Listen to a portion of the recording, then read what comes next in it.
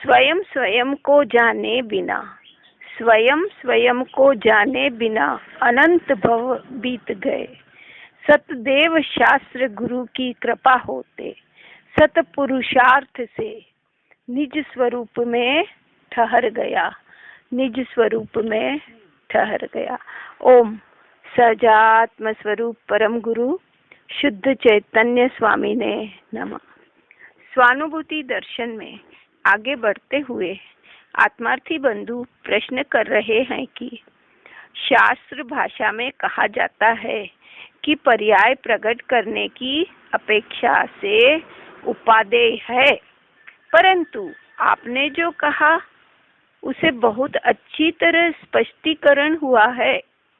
साधना में साधक को ऐसे परिणाम आते हैं, यह बात आपने बहुत अच्छी बतलाई। इसे विशेष समझाएं। उसका समाधान कर रहे हैं। साधना में ऐसे परिणाम साथ होते ही है, उसकी दृष्टि ज्ञायक पर स्थापित रहती है, दृष्टि ज्ञायक से हटती नहीं है। मैं ज्ञायक हूँ, ऐसे ज्ञायक का जो अस्तित्व ग्रहण किया है, विभाव से न्यारा अपूर्ण या पूर्ण पर्याय जितना भी मैं नहीं तथा गुण के भेद भी मुझ में नहीं है, ऐसी जो दृष्टि ज्ञायक पर स्थापित हुई, वह दृष्टि वहां से खिसकती ही नहीं है। तथापि उसे ज्ञान में है कि यह विभाव खड़ा है, पर्याय अभी अपूर्ण है। स्वभाव का वेदन अंशतः होता है। स्वानुभूति की दशा प्रकट हुई है। ज्ञायक की सविकल्प धारा में अंशतः शांति का वेदन होता है, परंतु अभी वह पूर्ण नहीं, अपूर्ण है। विकल्प और विभाव का समूह अभी मौजूद है, ऐसा वह जानता है और उस विभाव से अपनी परिणति को पृथक करता हुआ पुरुषार्थ करता है। दृष्टि के साथ विभाव से छूटने के पुरुषार्थ की डोर अपने साथ ही साथ रखता है। विभाव में एकत्व नहीं होता और उसकी जितनी उग्रता होती है, तदनुसार पुरुषार्थ करता जाता है। इस प्रकार पुरुषार्थ करते करते उसकी भूमिका बदल जाती है। चौथी भूमिका के पश्चात पांचवी, फिर छठवीं, सातवीं भूमिका में वह अपने स्वभाव की डोर ज्यादा खींचते रहने से ज्ञान की उग्रता, ज्ञाता धारा की तीक्ष्णता एवं विरक्ति बढ़ती जाती है। स्वभाव की निर्मलता विशेष रहती है और स्वानुभूति की दशा बढ़ती जाती है। उसकी दृष्टि बराबर बनी हुई है और पुरुषार्थ की डोर भी साथ ही साथ चल रही है। अगला प्रश्न है, ज्ञान का फल वृत्ति है तो मुमुक्षु की भूमिका में विभाव से अल्प अंश में रहित तो होना चाहिए ना। उसका समाधान कर रहे हैं। यथार्थ प्रकट हो, ज्ञायक की धारा प्रकट हो, उसका फल विरति है। इसलिए जिसे ज्ञायक की धारा प्रकट हो, उसे विरक्ति आ जाती है, वह विभाव से भिन्न हो जाता है। अनंतानुबंधी कषाय टूटकर अंशतः स्वरूप रमणता प्रकट होती है। ज्ञान का फल विरति है अतः ज्ञायक की धारा प्रकट होती है, उसमें उसे अमुक अंश में विभाव छूट जाते हैं। मुमुक्षु भूमिका में जहाँ जिज्ञासा प्रकट हुई है, वहाँ वह विचार पठन करे, उसके साथ उसे अमुक वैराग्यादि होते ही हैं, नहीं तो उतनी रुचि ही नहीं है। आत्मा के प्रति रुचि जाए और विभाव का रस न छूटे तो उसे तत्व की रुचि ही नहीं। विभाव का रस छूटना ही चाहिए। ज्ञायक की धारा प्रकट हो, वह यथार्थ वीरति है।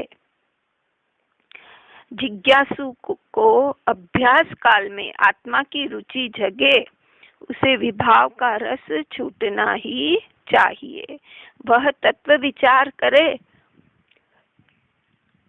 स्वाध्याय करे, परंतु अंतर से इतना वैराग्य न आए तो यथार्थ रुचि ही नहीं है। रुचि के साथ ही उसे अल्प विरक्ति और अंतर से विभाव का रस छूट जाना चाहिए।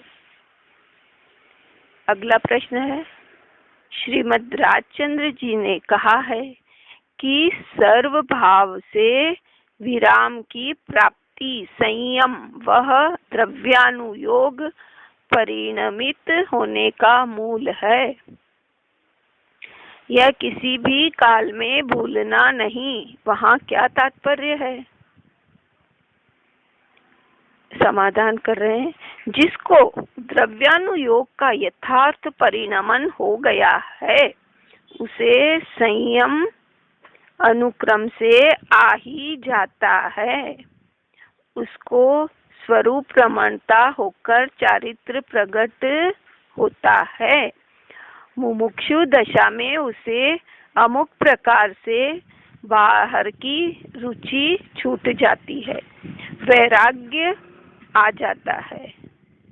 अगला प्रश्न है, अर्पणता किसे कहते हैं? उसका समाधान कर रहे हैं। अर्पणता में सब आग्रह छूट जाने चाहिए।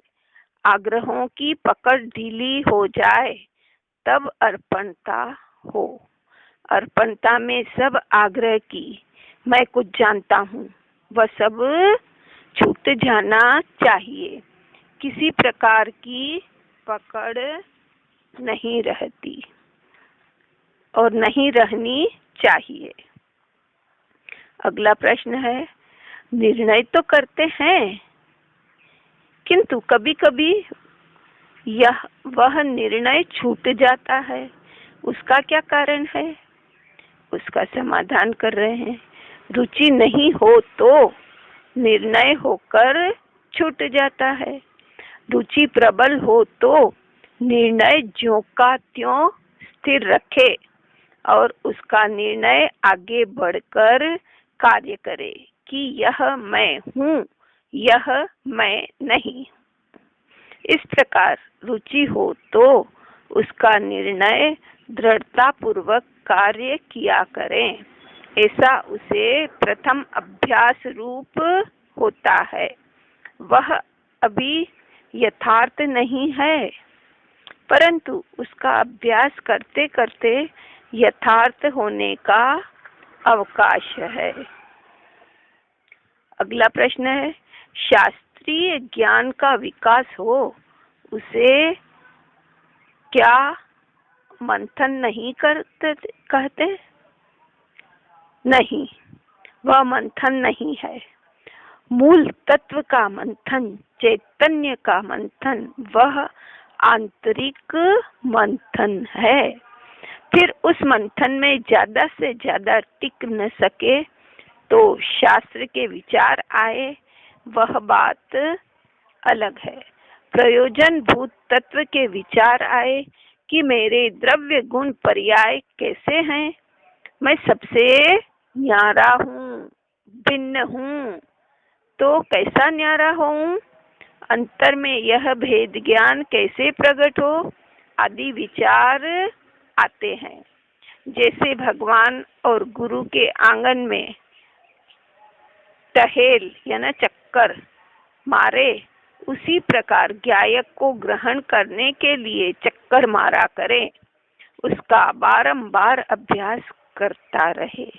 भगवान के दर्शन हेतु उनके द्वार पर टहेल मारता हो, गुरु के दर्शन हेतु उनके आंगन में टहेल मारता हो, और ज्यों ही भगवान के द्वार खुले और भगवान के दर्शन हो, गुरु के दर्शन हो, उसी प्रकार चैतन्य के प्रांगण में टहेल मारा करे कि चैतन्य के दर्शन कैसे हो, मेरे चैतन्य का स्वभाव क्या है, उसकी महिमा क्या है। इस प्रकार यदि निरंतर टहेल मारे और अभ्यास करे तो चैतन्य के द्वार खुल जाएंगे और दर्शन हो जाएंगे। यदि भगवान के द्वार से हट थक जाए तो दर्शन न हो, वैसे ही यहाँ अंतर से थकना नहीं, निराश न होना।